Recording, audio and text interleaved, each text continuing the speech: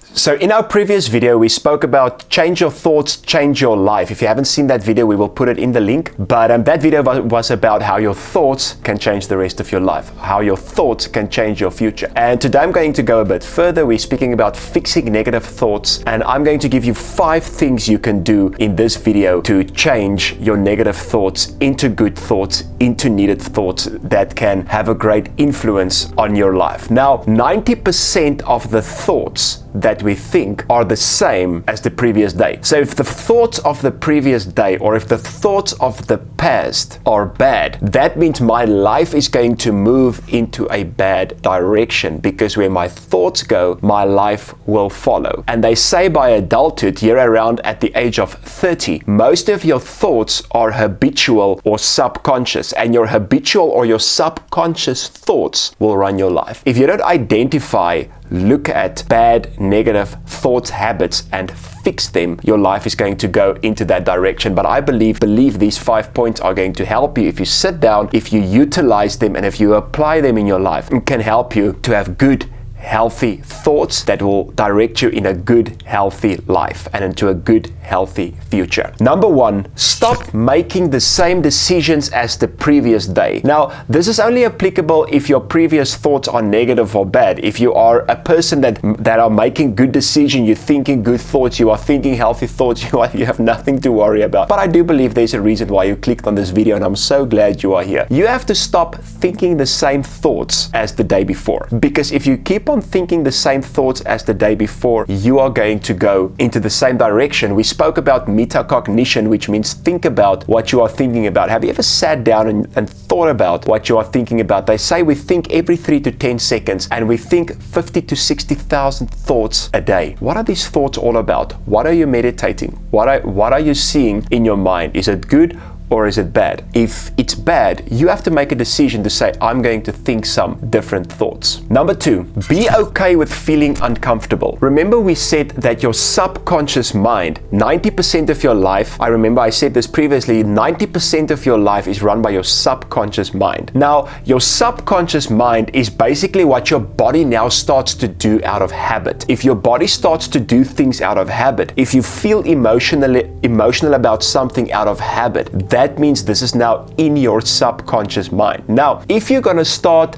thinking different thoughts, if you're going to start making different decisions, if you're going to start doing different things, it's going to be uncomfortable for your body at first, because even if it's a negative thing, we are creatures of habit, and our bodies love habit. Even if it's a negative habit, even if it's negative thoughts, science actually teaches us that we can get addicted to negative thoughts. So your subconscious mind or your body can get addicted to something that's bad for it. So now you're feeding it with good thoughts, now you're feeding it with different thoughts, now you're feeding it with something positive, and although this is good, your body still feels uncomfortable because it's new, because it's not known, because it's unfamiliar. But you have to get to that place where you say, listen, I'm starting to be fine with the unfamiliar. I'm starting to be okay with the unfamiliar. And I know now that the unfamiliar is part of my change. So many people, when they start thinking different thoughts, when they start making different decisions, when they start to change this mindset, as soon as they feel uncomfortable, they stop, because the body wants to feel comfortable the whole time. I want to encourage you, and I want to just inform you that as you start changing your thoughts, as you start changing your life, at first your body is going to feel uncomfortable with this. Make peace with that uncomfortable part. It's only going to last for a while, but it is necessary. Number 3, lead your body and your emotions. Your body, with its desires, with its cravings, with its desires sometimes for negative thoughts, is not your leader. Your emotions are not your leader. You are the leader of your body. You are the leader of your emotions. It doesn't tell you what to do. You should tell it what to do. You should train it.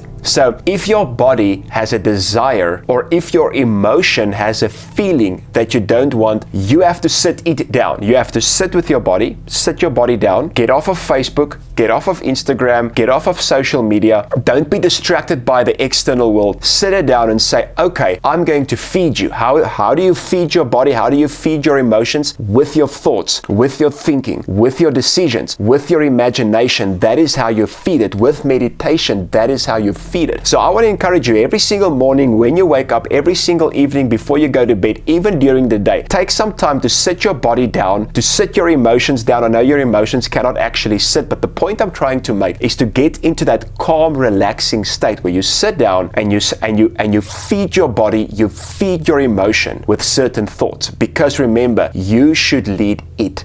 Don't allow it to lead you. Number 4, write down your thoughts. When you write something down, you create a mental picture. When you write something down, you are more focused on it. When you picture it and when you are more focused on it, it goes into your subconscious mind stronger and quicker. Now, I know it takes time for something to go into your subconscious mind. It does take time for something to become a habit, and you have to repeat it. But I believe using a writing, taking a pen, taking a paper, sitting down, writing it down, it just creates that mental picture, and it just makes things clear. You know, when you just imagine, which is a good thing, there can be a lot of distractions. When you write it down, it's kind of like, it feels to me like when I write something down, it feels to me like I'm kind of getting rid of all of these distractions. So that's number 4. So before we get to point 5, I just want to say, with these sessions, I do individual sessions. I do sessions on emotional intelligence and mindset in the workplace, in businesses. I do group sessions. So if you want to contact me, my email address will be on the screen. I do this all over the world via social media platforms. And also remember to like, to subscribe to this video, comment, and share it to your friends and family. So number 5, and the final one that I want to give you,